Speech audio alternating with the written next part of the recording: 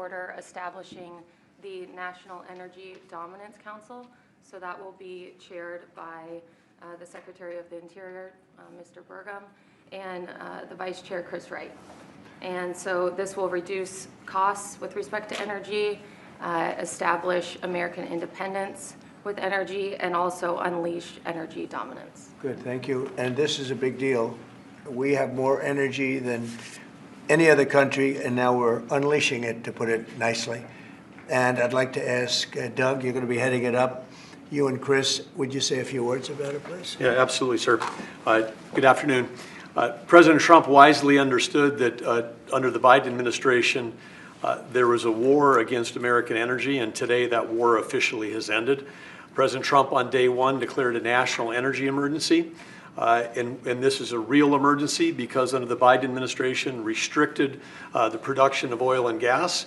Production's still coming, but when you stop holding leases, when you take 625 million acres of land out of ocean land, out of production possibilities through an executive order, you're really restricting the balance sheet of America. But today, as President Trump said, this is unleashed. The National Energy Dominance Council will be made up, all the folks that are standing beside me here, other cabinet leaders and many more, represent President Trump's wise decision that we need a whole-of-government approach to unwind. The Biden administration had a whole-of-government approach that had the war against U.S. energy. Now we need to turn that around 180 degrees and unleash that potential. We've got to unleash it from the Gulf of America all the way up to Alaska. We have amazing resources in this country, and we haven't been getting a return on them. Many of these are under public lands. The interior has 500 million acres of surface, 700 million acres of subsurface minerals, critical minerals, and offshore close to 2 billion acres.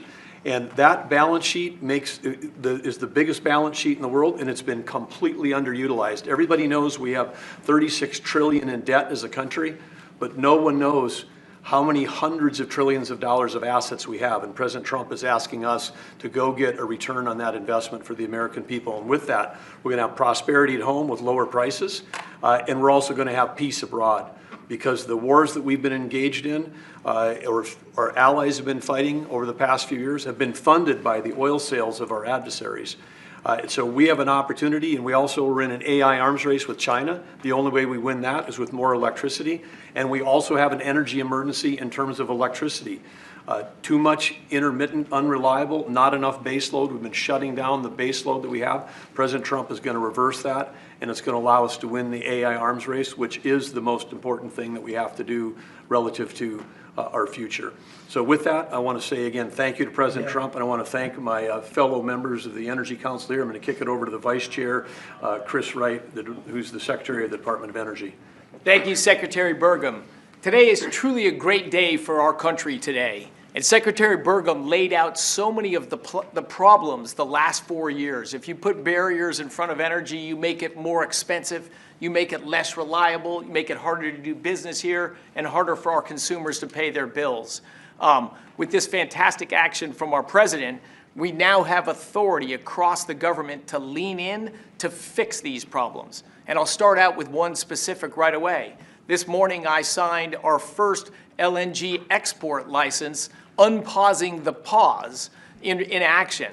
The Commonwealth LNG project that'll be on the Gulf Coast in Louisiana is now officially ready to go. This will be a large construction project for American workers. It'll draw demand for more American energy production that'll be shipped overseas to our allies. Many more of those to come.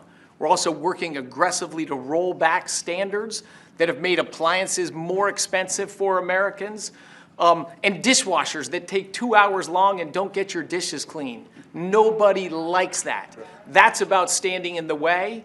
And with this President Trump and our new National Energy Dominance Council, there's so many things we can do to make American lives better, bring down costs, and grow opportunities.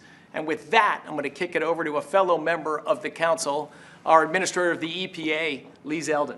Thank you, Secretary, and honored to be serving on the Energy Dominance Council. At EPA, we're doing our part to power the great American comeback. And President Trump has made it clear that he wants EPA to be doing our job to ensure that we are unleashing energy dominance however we can help. that we are assisting in making America the AI capital of the world, that we are pursuing permitting reform, that we are helping to bring back American auto jobs. This is the mandate of the American public. The Trump mandate, it was clear, and the guidance from President Trump to me when he asked me, thankfully, for the opportunity for us to be able to serve together in partnership to unleash energy dominance. This is a moment that we must meet. To that end, it is important to note that the prior Biden-Harris EPA issued a waiver to California for tailpipe emissions. This was a rule that should have been submitted to Congress. We will submit it to Congress. Congress will have the opportunity through the Congressional Review Act to make that waiver go away.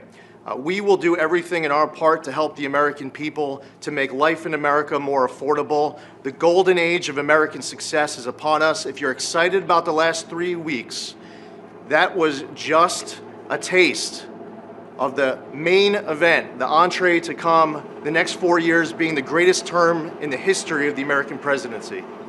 With that, I'd like to introduce Sean Duffy. Thank you. So, first of all, thank you for the work on dishwashers. We use more water to wash our dishes before we put them in the dishwasher. That's right. We're not saving water, we're using more water, so thank you for that. But I'm also joining the EPA. We've introduced our rules to start to look at the CAFE standards. So we're looking at how much it costs for end users when they put gas in their car. And the Biden era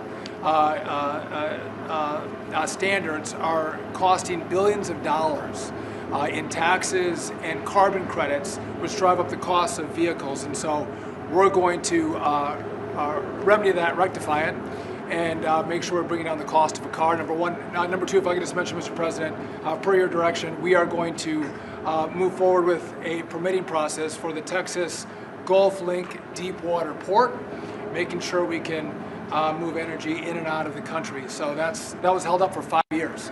And it was stonewalled, bureaucrats got in the way. We're now going to move forward with that, making sure we have great oil infrastructure in the country. Great, thanks. Great And job. Howard Lutnick? Yes. So, the nanny state, you're feeling the end of the nanny state. From straws made of paper to regulation endlessly harming Americans and holding us back. It slows down our production and manufacturing, which we were talking about with the Prime Minister of India yesterday. You're hearing that about energy dominance. It's going to go away. We're going to care about Americans. The Trump administration and this president cares about Americans, and you're going to feel it change. You're going to feel the price of energy coming down. You're going to feel prices coming down. You're going to feel an explosion. The golden age of manufacturing of America has always been there. It's just been stifled by regulation, and that time is over. Right, thank you very much, Howard. Please. Mr. President, I just want to say that you've built such an incredible team, and Secretary and Chairman Burgum, that he's been working on this his whole life. And so what I expect you to see, sir, is action as early as next week that is going to shock people about how good it is for Americans. And so thank you for your leadership, sir. Thank you very much, Kevin. And we are also working on a project that has been under wraps for 20 years. Everybody wanted it. It's been held up by New York. It's a pipeline that will bring down the energy prices in New York and in all of New England by 50, 60, 70%. It should have been done years ago. We'll be speaking to New York, and the New York is actually the biggest beneficiary because their energy costs are very high. This will reduce them very substantially. But all of the governors want this to happen, and I think it's going to happen. It's now going to happen. It's something that's would rather not have to go eminent domain. We'll do that if we have to in New York, but hopefully we won't have to do that. This again will bring down energy prices in New England by numbers that nobody can even believe, probably 50, 60%, maybe even more than that. A lot of them don't even pay energy because they have no energy. They use logs. They go out and they cut down a tree. It's really a terrible situation. So we're going to get this done, and we can have it done once we start construction. We're looking at anywhere from 9 to 12 months, if you can believe it. It's going to go very rapidly. The other thing I'd like Doug to mention, the 635 million acres that Biden so viciously took out of our our net worth. If you look at it from the standpoint of a company, you talk about net worth. They've destroyed our net worth. We're putting it back. It will be back as of this afternoon. And Doug, could you mention that? All of the millions and millions of acres that he just handed back to Yes, nobody. the executive order by President Biden that wiped out these trillions from our balance sheet. President Trump signed an executive order instructing me as the Secretary of Interior to unban that ban, and that's been accomplished. And so those are back on the U.S. balance sheet. Okay. Sorry, which one is that? The 625 million acres of offshore that was banned from further lease sales. Further anything. And You couldn't even- 625 million acres is Right. 1/3 the size of the lower 48 that was taken off our balance sheet. It's back on there now. President Trump cares about the American people. He knows that these public lands belong to the public. They don't belong to Washington bureaucrats from the prior administration, and we're going to make sure that we get a return on investment for the American people. The amount of money that he took off our balance sheet, if you look at it as a balance sheet, it was incalculable. Nobody's ever seen anything like it. And he did that, I guess, in the last few days of the administration. He just wiped it out. 635 million acres, which if you sit down and look, it's like that's a major part of the ocean. And he just gave it away and took it away. And fortunately, it wasn't done with an act of Congress or anything. And we did it in a, I think, very abbreviated, very quick, and very legal procedure. And it's now back on our balance sheet. It's back as part of our country. What they did was so horrible. It was just a terrible thing to do, an unbelievable thing to do.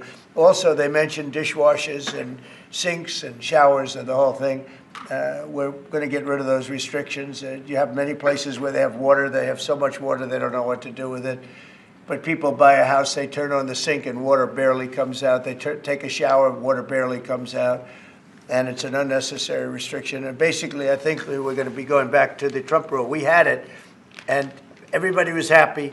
And then these people came in and they restricted it again. So we're going back, and we'll get it approved by Congress. In addition, we'll get it approved by Congress. So for 4 years, it's good, but we're going to get it permanently taken care of.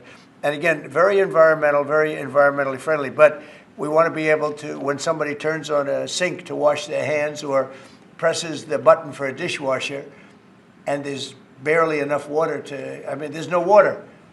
And you know what they do? They press the button 10 times. They run it 10 times. So it ends up costing a lot more. So I know you're working on that. And where are we on that? We're working closely with the Department of Energy with regards to rules that were enacted during the Biden administration. Inside of the EPA, we are overhauling the water sense standards that are there to update them for the American people, to bring down cost of living and combat inflation, and just pursue common sense. Good. Well, we have more oil and gas than anybody else in the world. We're opening up ANWR again. As you know, we got something. Ronald Reagan couldn't do it. No president was able to do it. I got it. And the first week in office, the Biden administration terminated that. ANWR is the biggest site, probably bigger than Saudi Arabia. We don't know yet, but it's of that size or bigger.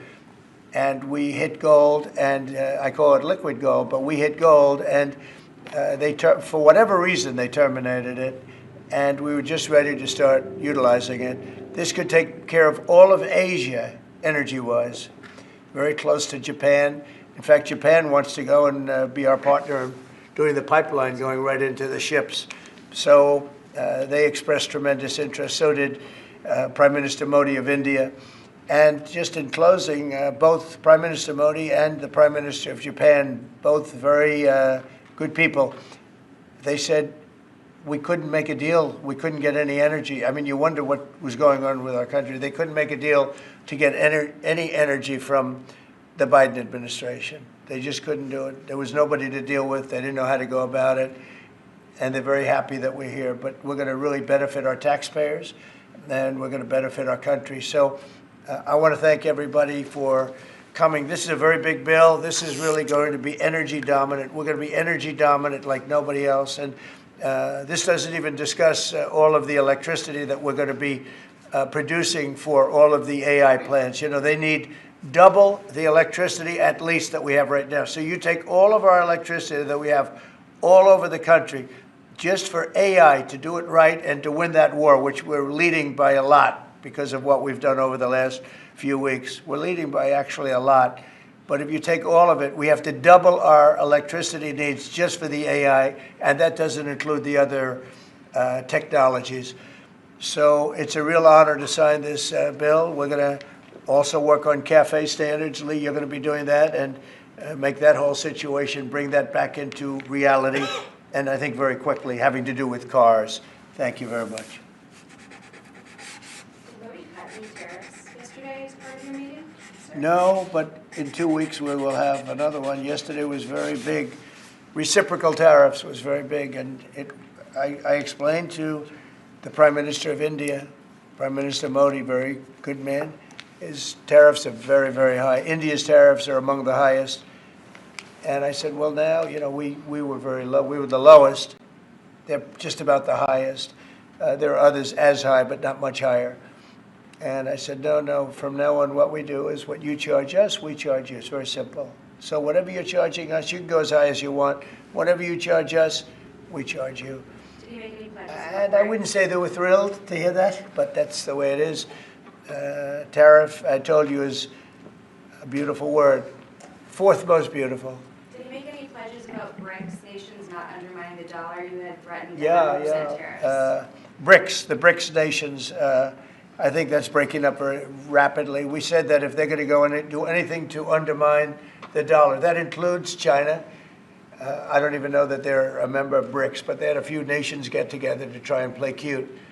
And I said, we're going to put 100% tariff on every one of those nations. And at the mere thought of saying that, I think that's all broken up. That idea has no longer sailed.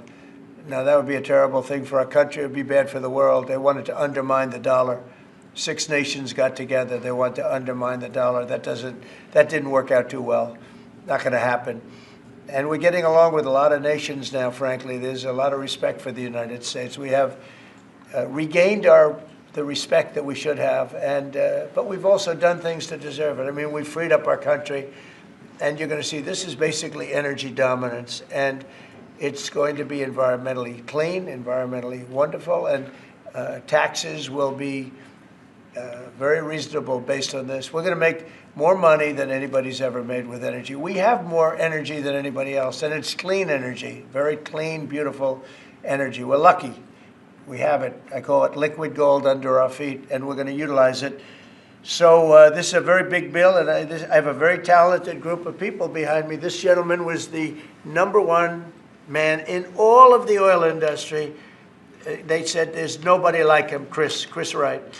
And you know Doug. Doug actually made a tremendous fortune in technology, and he said, I'm going to run for the governorship of, he loves his state, of North Dakota. And he did, and he made it so energy powerful that I think you're more proficient at energy than technology, but what do I know? And this guy, everybody knows him, Sean. He's been, he's done a fast study on transportation, and he knows, he's learned a lot over the last few months. He's learned a lot. He's really been great. And Howard has built one of the great companies, Cantor Fitzgerald. It was wiped out, completely wiped out, other than a few people left in Europe. And he rebuilt the company into a bigger, better company. Cantor Fitzgerald is one of the most, absolutely one of the top companies on Wall Street, stocks, bonds, trading.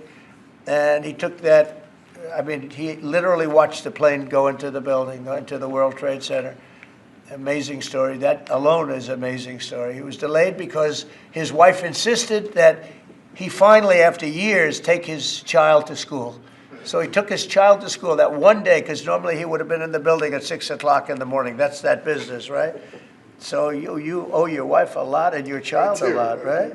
But his wife insisted that he take his child to school. For 5 years he didn't do it. He was horrible. What kind of a father was he? Okay, I'll do it.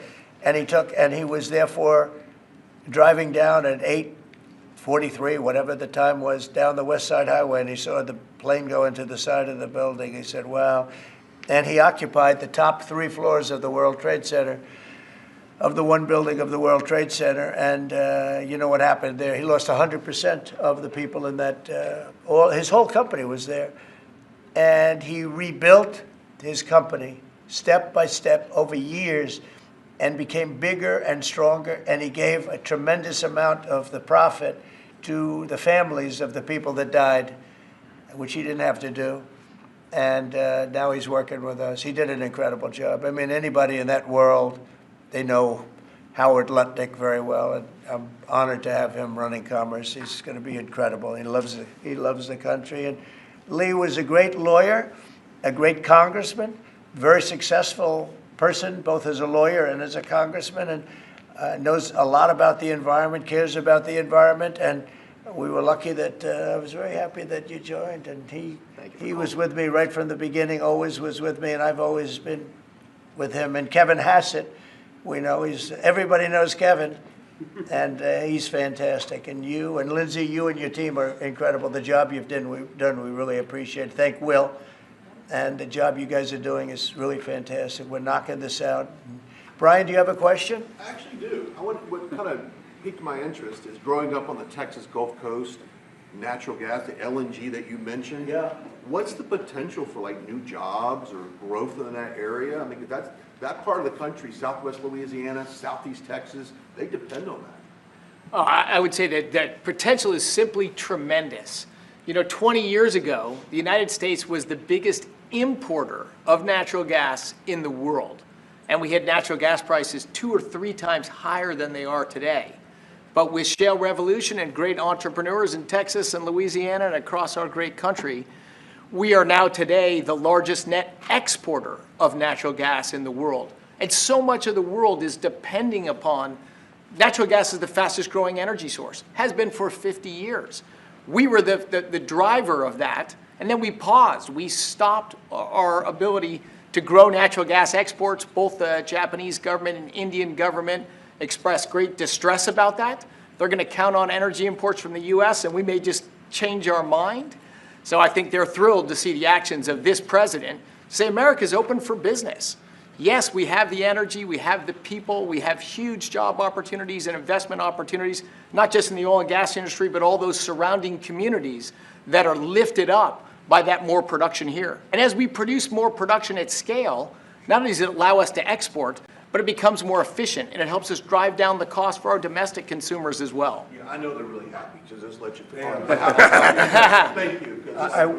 Thank you, Brian. And I will say this, that this all started 8 years ago when I got elected. We were doing this, not to the extent that we're doing it now, but we were doing this, and we became #1 in oil and gas by far. And we were #3, even #4, some would say. When I left, we were #1 by a lot. And then they pulled way back, and the prices started going through the roof. And then they went back to my plan, but by that time the prices had already gone up, so they really disrupted it. But now we're going to take it to a new level. It's going to be amazing. And we're also, it's very powerful, clean coal. We have more coal than anybody. This is good, beautiful, clean coal. And if you notice, China's opening up a coal plant a month. Germany is now opening up a coal plant every 2 months. Very powerful. It's probably the most powerful source of energy in terms of generation of electricity and other things. And we're going to utilize our good, clean, beautiful coal and oil and gas. We have more than anybody of everything, and we're going to take advantage of it. And I appreciate everybody being here. Mr. President, Yeah, on the energy, please. can I ask you, sir, about what's happening in Munich? Senator Roger Wicker shepherded Defense Secretary Hegseth through his confirmation. He got him through that process, and then he had some tough words for him overseas. He said it was a rookie mistake for Secretary Hegseth to outline what would or would not happen as far as Ukraine's membership in NATO goes. And then I haven't heard that. I mean, Roger's a very good friend of mine, and Peter's obviously, he's been doing a great job. Did you know I haven't heard. Let me look at. You tell me something. I have not heard about. The question I had is, were you aware of what Secretary Hegseth was going to say in his speech at NATO? Generally speaking, yeah. Generally speaking, I was. So I'll speak to Roger. I'll speak to Pete. I'll find out. Mr. President, the Energy Dominance Council, that is for all forms of energy? Does that include wind and solar? All forms of energy, yep. And the pipeline you mentioned, sir, is that Constitution pipeline in New York? Yes. Can you, is Yes. that the I project? believe so, right? Yes. Yeah, that's what it is. And, you know, they've been trying to get it for 20 years. And what it means is for New York, upstate New York, and even everywhere in New York, also other states, but in particular New England, that New England will now, I think, will cut the energy prices, and big cuts in New York too, but cut the energy prices literally in half. We have the permits. We have permits that just about everything we need a New York permit, and I would imagine they want to do it because their energy prices will come down so far. And it's a lot of jobs for New York. It's a great thing for New York. Everybody wants it. We'll be meeting with the various governors, Governor of New York, and the other governors too. And we can have it built in about 9 months, and let's say 1 year, but we can actually have it built in pretty close to 9 months. It's all set. We have most of the permits, almost all of the permits. And on just, you're prioritizing energy dominance today. You've also prioritized trade balance. The oil industry is a little worried about the steel tariffs. I mean, they put 20,000 feet of steel in the ground at a well. How will you balance that? Is there a possibility? You're talking about steel and aluminum. Indeed, steel tariffs. So the steel, I saved the steel industry in my first term by putting on tariffs because China was dumping massive amounts of steel. Others also, but mostly China. And I put very substantial, we took in $600 billion worth of tariffs from China. No other president's taken up, literally haven't gotten 10 cents from China, not 10 cents. And hundreds of billions of dollars came in from China. And they understood it. They understood what I did. But the dumping stopped. And had I not done that, you wouldn't have one steel mill, I think I can say, not one steel mill operating in this country. And we need steel. We need steel. I mean, there are some things you have to have, and steel is one of them for military, et cetera. So I think steel is going to be very strong. It's going to be very strong. I think it'll go back to being really powerful. We saved it. I mean, we were talking about U.S. Steel last week. U.S. Steel would have been closed, totally closed. We saved it. And now it's going to become, I think, very, very profitable. The tariffs are going to save a lot of industries. Mr. President, U.S. Steel, can I just follow up on U.S. Steel just go very ahead, quickly, finish sir? If the Japanese company that's interested in U.S. Steel wants to take a minority stake as opposed to full ownership, is A that minority fine? stake I wouldn't mind greatly, but what they're doing right now is they're going to be investors, and they're going to be investing in, I think, debt and various other things. But we didn't want to let U.S. Steel go to a foreign company. U.S. Steel was the greatest company in the world for a period of 15 years. It was, you know, it was the big deal 80 years ago or so. And psychologically, we can't even think about letting that happen. But what is going to happen, and we've already seen it, you see it in the stock price, with the tariffs, U.S. Steel is going to be a real powerhouse again. Mr. President, if I could just follow up on Jackie's question about Munich. Vice President Vance's speech to the conference has ruffled quite a few feathers in Europe. What did he say to ruffle them? I don't know. He was talking about the freedom of speech and migration in Europe. Do you believe that European leaders have a fundamentally different view of the world than this administration's? Well, I heard his speech, and I tell you, you're talking about JD's speech, right? Yes, sir. I heard his speech, and he talked about freedom of speech, and I think it's true in Europe. It's losing. They're losing their wonderful right of freedom of speech. I see it. I mean, I thought he made a very good speech, actually, a very brilliant speech. Yeah. Europe has to be careful. And he talked about immigration. And Europe has a big immigration problem. Just take a look at what's happened with crime. Take a look at what's happening in various parts of Europe. I thought his speech was very well received, actually. I've heard very good remarks. And in regards to Ukraine as well, yesterday you mentioned that you thought Ukraine's NATO aspirations were one of the main reasons that the war broke out. Who do you blame for the war, Ukraine or Russia? Well, I think that there were a lot of people to blame. All I can say is very simply, if I were president, that war would never have happened. And you know what else wouldn't have happened? The Middle East wouldn't be all blown up, and October 7th wouldn't have happened either. Those two areas, you wouldn't have inflation, you wouldn't have October 7th, you wouldn't have Russia and Ukraine fighting. None of those things would have happened if I were president. So to follow up on Mr. President? Earlier this week. Yeah, please. You mentioned auto tariffs the other day. Yeah. When do you plan to unroll? Howard, I'd say over the next sometime, or maybe around April 2nd. I would have done them on April 1st. Believe it or not, I'm a little superstitious. No, literally, we had it planned for April 1st. I said, let's make it April 2nd. You know how much money that costs? That costs a lot of money just that one day, but we're going to do it on April 2nd, I think. Is that right? That's right. Okay? Thank you. The lead prosecutor in Eric Adams' case resigned today, saying anyone who didn't press forward would be a coward. What's your reaction to that and to the overall implication that politics were at play here? Well, I don't know about it. I mean, obviously, I'm not involved in that. But I would say this, that if they had a problem, and these are mostly people from the previous administration, you understand, so they weren't going to be there anyway. They were going to all be gone or dismissed. If not, they know on Tuesday they're all being dismissed. You know, the whole country is being, because what you do is you come in and you put new people in. So when you say resign, they're going to be gone anyway. But I know nothing about the individual case. I know that they didn't feel it was much of a case. They also felt that it was unfair with the election. Look, I would know that better than anybody because I was weaponized more than any human being in the history probably of the world. And I won the election in a landslide, winning all 7 swing states, winning the popular vote and everything else because the people got it. It was weaponized. And I was weaponized literally weeks before the election. But I think there's also something to be said. I read that. There's something to be said for what they were doing. It looked to me to be very political. But why didn't they bring this up like 4 or 5 weeks ago, 6 weeks ago, or whenever it happened? You know, they just sat around and didn't complain. Then all of a sudden they complain, and they know they're all being dismissed anyway. So, you know, that's the way it is. That's called politics, I guess. Mr. President. Yeah, please. Earlier this week, you predicted that all hell would break loose if Hamas didn't hand over all of their hostages. What do you expect to happen tomorrow in terms of I don't know what's going to happen tomorrow at 12 o'clock. It was up to me. I'd take a very hard stance. I can't tell you what Israel's going to do. But I watched the last people come out, and I looked at a before and an after picture. One guy was a big, strong, healthy guy. Could say he was a little bit overweight. He's not overweight anymore. He looks like he just came out of the Holocaust. It looks like a Holocaust picture. I've looked at him for a long time, and they've been treated very badly. A young lady came out last week. Her hand was blown off.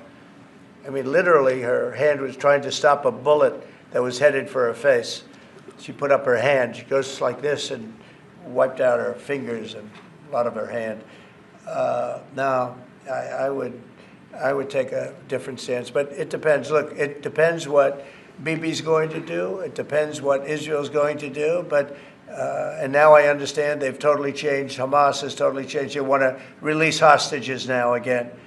But you have to see, this started by them saying, we're not going to release the hostages as we said we were. I said, good. You have till 12 o'clock on Saturday, which is tomorrow at 12 o'clock to do it. And we didn't hear anything. Then all of a sudden, 2 days ago, they said, no, we've decided we're going to release the hostages. So, but I actually think they should release all of the hostages. Remember, they're probably as bad as they looked. I mean, I don't like to say that, but they look real bad 4 days ago, 5 days ago when I saw them. And the young ladies that came out were treated really badly. You don't know what happened, but I do. They were treated really badly. But as bad as they look, the ones that follow probably will look a lot worse. I think they're sending out their most healthy. And they've been hit hard on that, Hamas. So they probably didn't want to release.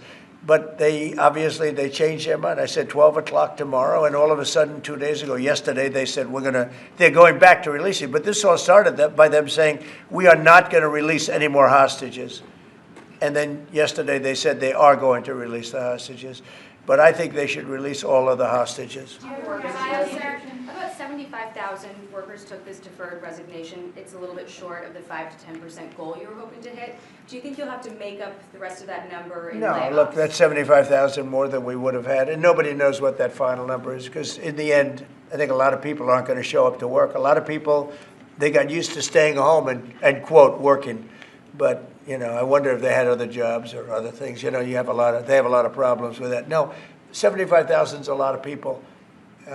And we paid them well. You know, we gave them a lot of months of severance pay, if you call it that. But no, I think you'll probably have some more, too, in addition. It's a big, tremendous saving for our country. We want to downsize government, but make it better. Run it better, but downsize. Yeah, please. So can I ask about the UK? I understand that you had a phone call with Keir Starmer yesterday. I did. I just signed a letter to him. He asked for a meeting, and I agreed to the meeting. We're going to have a friendly meeting. Very good. We have a lot of good things going on. But he asked to come and see me, and I just accepted his asking.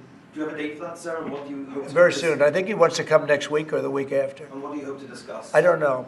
It was his request, not mine. But, you know, I've met him twice already. We get along very well. He's a very nice guy.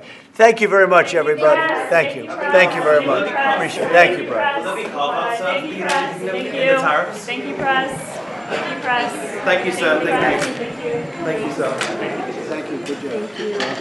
I know it's hard. Thank you, guys.